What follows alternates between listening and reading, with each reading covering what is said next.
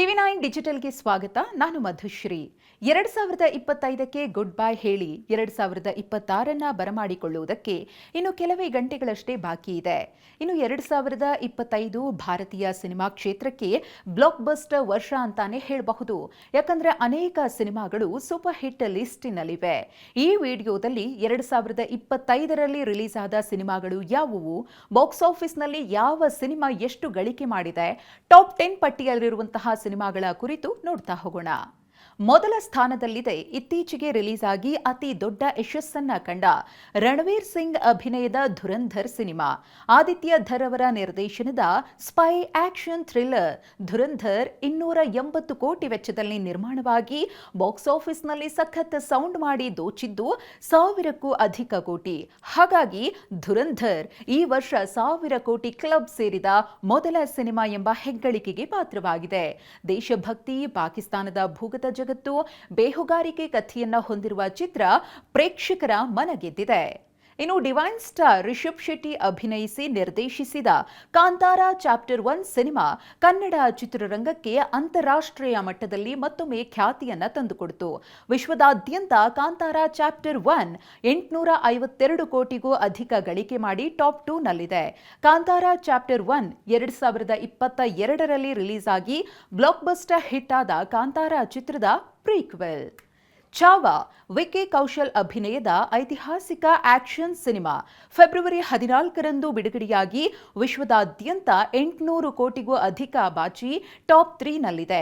ಛತ್ರಪತಿ ಸಂಭಾಜಿ ಮಹಾರಾಜ್ ಅವರ ಜೀವನಾಧಾರಿತ ಈ ಚಿತ್ರದಲ್ಲಿ ಮರಾಠ ಸಾಮ್ರಾಜ್ಯದ ಶೌರ್ಯ ತಂತ್ರಗಳು, ಮೊಘಲರ ದಾಳಿ, ಹೀಗೆ ಮರಾಠರ ಯುದ್ಧ ತಂತ್ರಗಳನ್ನ ಸಿನಿಮಾದಲ್ಲಿ ಅದ್ಭುತವಾಗಿ ಕಟ್ಟಿಕೊಡಲಾಗಿದೆ. ವಿಕಿ ಕೌಶಲ್ ಮತ್ತು ರಶ್ಮಿಕಾ ಮಂದಣ್ಣ ಅವರ ಅದ್ಭುತ ಅಭಿನಯಕ್ಕೆ ಫ್ಯಾನ್ಸ್ ಫಿದಾ ಆಗಿದ್ದಾರೆ.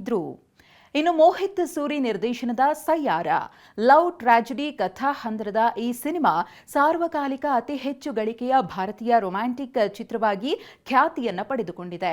ಹೊಸ ಜೋಡಿಯಾಗಿ ಅಹಾನ್ ಪಾಂಡೆ ಮತ್ತು ಅನಿತ್ ಪಡ್ಡಾ ಬಾಲಿವುಡ್ನಲ್ಲಿ ಮೋಡಿ ಮಾಡಿದ್ದಲ್ಲದೆ ಭರವಸೆಯ ನಟ ನಟಿಯಾಗಿ ಗುರುತಿಸಿಕೊಂಡ್ರು. ಇನ್ನು ಅದ್ಭುತ ಲವ್ ಸ್ಟೋರಿ ಮೂಲಕವೇ ಸಿನಿಮಾ ಜಗತ್ತಿನಾದ್ಯಂತ 570ಕ್ಕೂ ಅಧಿಕ ಕೋಟಿ ರು ಗಳಿಸಿತು. ಇನ್ನು ಸೂಪರ್ ಸ್ಟಾರ್ ರಜನಿಕಾಂತ್ ಅವರ ಕೂಲಿ ಸಿನಿಮಾ 400 ಕೋಟಿ ರು ಬಜೆಟ್ನಲ್ಲಿ ನಿರ್ಮಾಣವಾಗಿತ್ತು. ಈ ವರ್ಷ ಹೆಚ್ಚು ಗಳಿಕೆ ಕಂಡ ಸಿನಿಮಾಗಳ ಲಿಸ್ಟ್ನಲ್ಲಿ ಕೂಲಿ ಕೂಡ ಸ್ಥಾನ ಪಡೆದುಕೊಂಡಿದೆ. ಚಿತ್ರರಂಗದಲ್ಲಿ 50 ವರ್ಷ ಪೂರೈಸಿದ ರಜನಿಕಾಂತ್ ಅವರಿಗಾಗಿ ಈ ಸಿನಿಮಾವನ್ನ ನಿರ್ಮಾಣ ಮಾಡಲಾಗಿತ್ತು. 74ರ ಹರೆಯದಲ್ಲೂ ನಟ ರಜನಿಕಾಂತ್ ಅವರು ಈ ಸಿನಿಮಾದಲ್ಲಿ ಅದ್ಭುತವಾಗಿ ಮಿಂಚಿದ್ರು.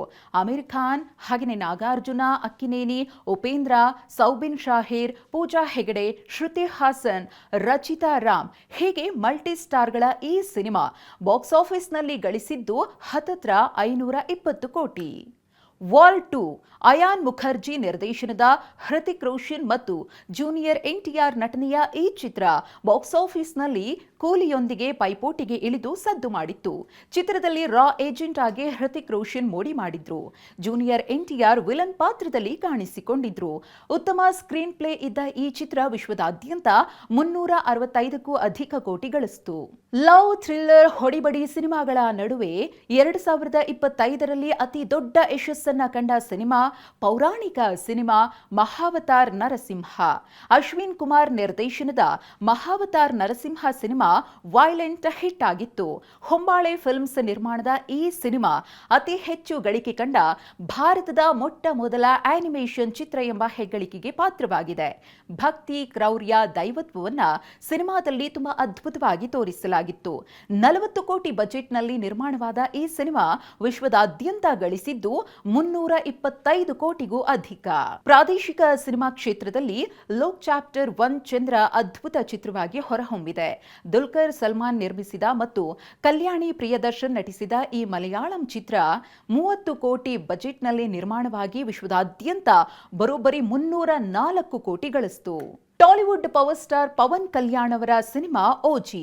ಪವನ್ ಕಲ್ಯಾಣ್ ಅವರ ಮಾಸ್ ಅವತಾರಕ್ಕೆ ಫ್ಯಾನ್ಸ್ ಫಿದಾ ಆಗಿದ್ರು. ಈ ಸಿನಿಮಾ ರಿಲೀಸ್ ಆದ ಮೊದಲ ದಿನವೇ ಭರ್ತಿ 150ಕ್ಕೂ ಅಧಿಕ ಕೋಟಿಯನ್ನ ಕಲೆಕ್ಷನ್ ಮಾಡಿ ದಾಖಲೆ ಬರೆದಿತ್ತು. ಆದರೆ ನಂತರ ಚಿತ್ರದ ಸಂಗ್ರಹ ತೀವ್ರವಾಗಿ ಕುಸಿತ ಕಂಡು ಕೊನೆಗೆ ಚಿತ್ರ ಗಳಿಸಿದ್ದು 295 ಕೋಟಿ. ಹೌಸ್ಫುಲ್ 5 ಕಾಮಿಡಿ ಥ್ರಿಲ್ಲರ್ ಕಥಾ ಹಂದರದ ಈ ಸಿನಿಮಾ ಒಂದೇ ಸಿನಿಮಾದಲ್ಲಿ 2 ಕ್ಲೈಮ್ಯಾಕ್ಸ್ ಅನ್ನ ಹೊಂದಿದ್ದ ಕಾರಣಕ್ಕೆ ಪ್ರಯೋಗ ವಿಪ್ಲವಾತ್ಮಕ ಸಿನಿಮಾಗಳ ಸಾಲಿನಲ್ಲಿ ತನ್ನ ಸ್ಥಾನವನ್ನ ಗಿಟ್ಟಿಸಿಕೊಳ್ಳುತ್ತೆ. ಅಕ್ಷಯ್ ಕುಮಾರ್, ಅಭಿಷೇಕ್ ಬಚ್ಚನ್, ರಿತೇಶ್ ದೇಶ್ಮುಖ್, ಜಾಕಿ ಶ್ರಾಫ್ ಮತ್ತು ಸಂಜಯ್ ದತ್ ಹೀಗೆ ದೊಡ್ಡ ತಾರಾಗಣವೇ ಇದ್ದ ಹೌಸ್ಫುಲ್ 5 ಗಲ್ಲಾಪೆಟ್ಟಿಗೆಯಲ್ಲಿ ದೋಚಿದ್ದು 242.8 ಕೋಟಿ.